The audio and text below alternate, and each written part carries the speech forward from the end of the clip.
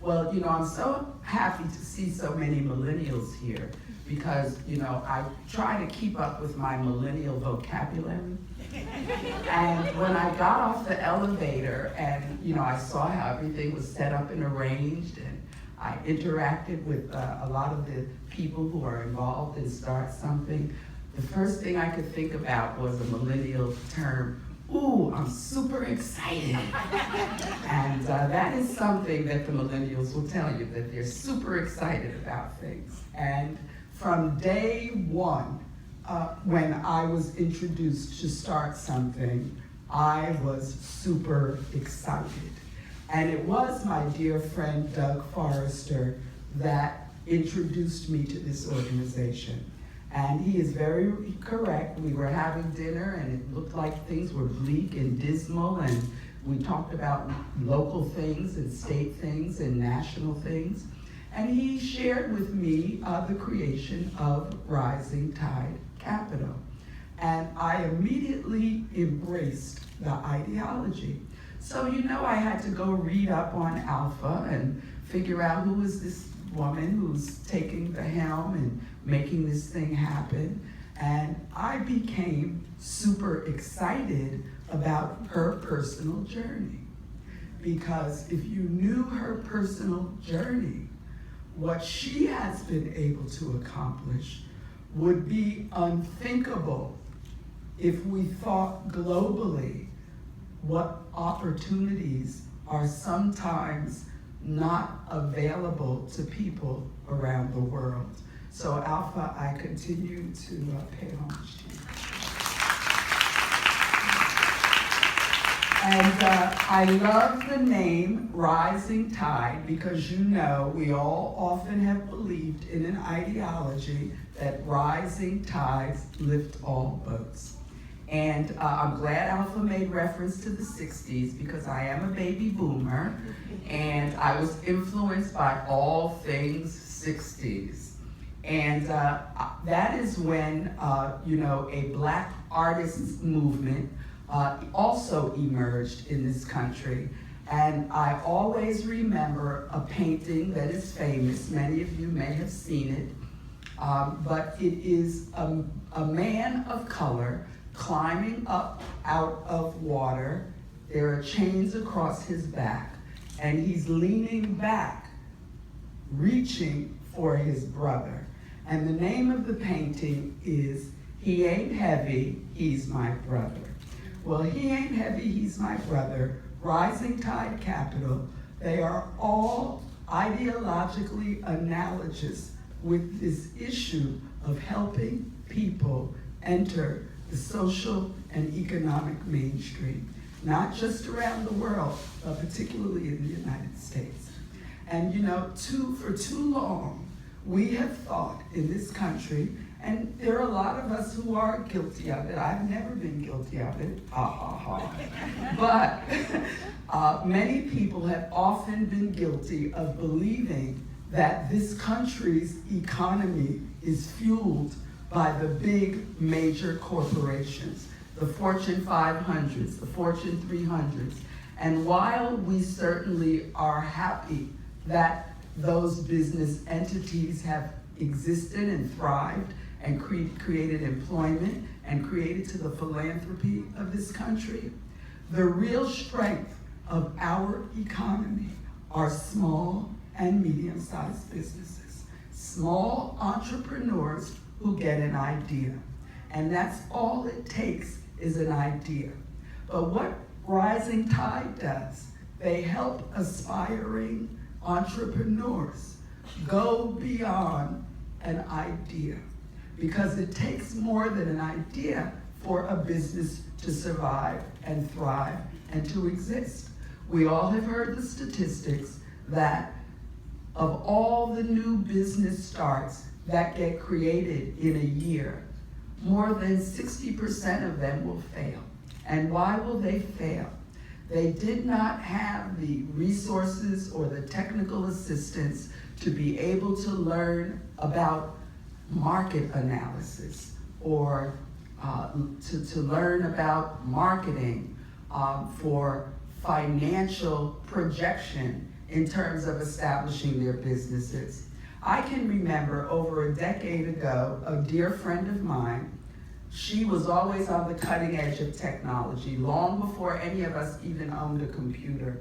And she decided she wanted to open a business in Montclair to sell software.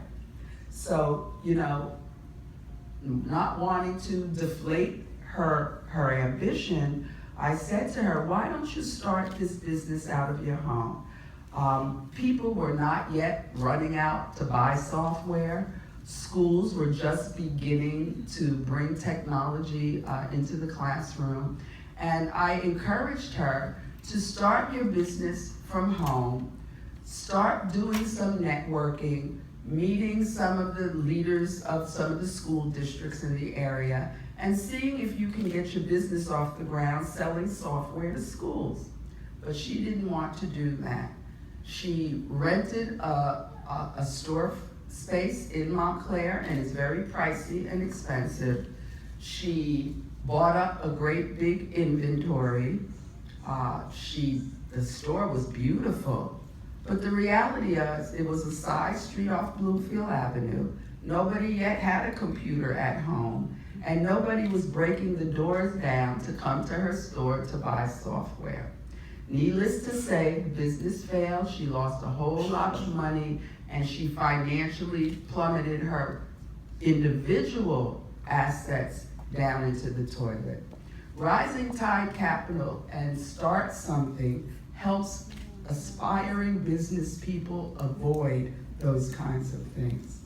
And in the state government, we know that if Governor Murphy and I prioritize growing a stronger and fairer economy, we do that by supporting the emergence of small businesses, but more importantly, promulgating policies and working with the state legislature to help sustain small businesses.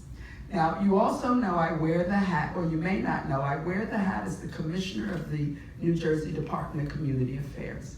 And when you voters voted to create a lieutenant governor position, you said that you didn't want to create an extra level of government, and whoever was lieutenant governor had to be a member of the cabinet. So I am the commissioner of the New Jersey Department of Community Affairs. And I know we have with us today one of the people connected to my department, Leslie Anderson, who is the director of the New Jersey Redevelopment Authority, and Godfrey is here with her this afternoon. But in DCA, we have a lot of participation in working with local governments in creating environments in their towns to support small businesses. One of the things we're very excited about is that in this budget, we have restored funding for something that is called Main Street New Jersey, and another initiative, yes, we got that going. And we've also restored funding to something called the Neighborhood Preservation Program. Yeah, we have that. This is good news. And we have a component that people don't even know about. It's called Local Planning Services. And municipal governments and their economic development entities can come, and our people will go out to them for free to help them develop a neighborhood-based strategy to create and promote business development in neighborhoods. And that is something that also makes me super excited today, because I hope that some of the aspiring entrepreneurs in Rising Tide Capital will see the efficacy of maintaining and sustaining their businesses in the neighborhoods throughout New Jersey. Because, let me tell you, our towns are on the rise. We've made an investment to correct and improve New Jersey transit.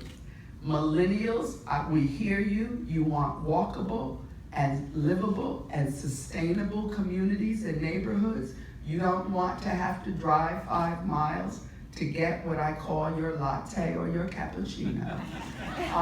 We know that you want your Starbucks right in the center of you getting on the train and everything else. So many of you, your businesses can thrive and do very well right in the center of this neighborhood activity. So at the Department of Community Affairs, we are committed to working with housing developers, with investors, and with you, small business owners who want to locate your businesses in some of the, quote, older downtowns of some of our communities, because in doing that, we will grow the economy. And I'm gonna just close with one other thing that I'm super excited about. There's so much rhetoric and noise that emits from our politics today that sometimes we don't pay attention to some of the good things that have happened. And while we all focused on the federal administration's tax reform bill, what many of us did not pay attention to was Senator Cory Booker teaming up with Senator Scott from South Carolina. And when they did the tax reform bill at the federal level, they injected into that bill the creation of opportunity zones. Now, how many of you have ever heard of opportunity zones? Okay, so some are on top of it. But the federal tax reform bill enables a state to apply to be designated as an opportunity zone state. And New Jersey hustled in the first days of the Murphy administration back in January to get an application together, which we forwarded and submitted to the federal government. There are 169 municipalities, towns across the state that are now qualified as opportunity zones. What does that mean? That means in some of the most economically challenged and depressed census tracts in our state, if an investor will move into that zone and invest in business development, housing development, et cetera, the investor will obtain a generous tax benefit from the federal government. And in New Jersey, we are also open to utilizing our tax credit programs to leverage that. So I want all of you emerging business people to go online, Google, do whatever you have to do, go to the usagov.com site, educate yourself on opportunity zones, and pay attention to what will be going on in some of the zones across the state, because tremendous opportunity will exist if we get it right. We also have a great new Economic Development Authority director. His name is Tim Sullivan. He comes from Connecticut, and he wants to do some more exciting things at the EDA that are more helpful to small businesses. Not just, the big businesses, and I won't name them, but we have a history of helping the big guys. Well, we want to help the small community-based businesses as well. So good luck to everyone.